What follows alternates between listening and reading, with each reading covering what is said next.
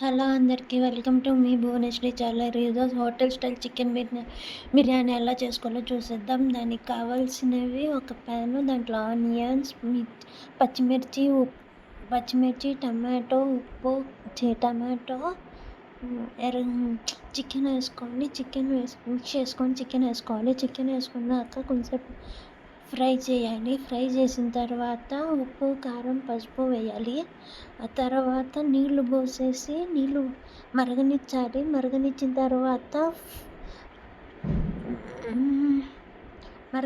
తర్వాత దాంట్లో కొంచెంసేపు ఫ్రై అవ్వనిచ్చిన తర్వాత ఉప్పు, కారం, పసుపు అవి వేయాలి. వేసిన తర్వాత నీళ్లు పోసి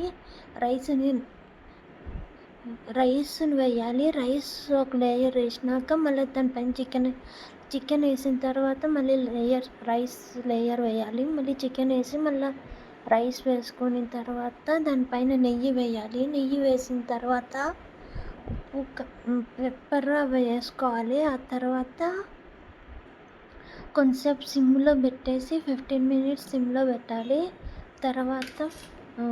తర్వాత చికెన్ వేసిన తర్వాత దాంట్లో నెయ్యి, రైస్ని ఉడికించిన తర్వాత రైస్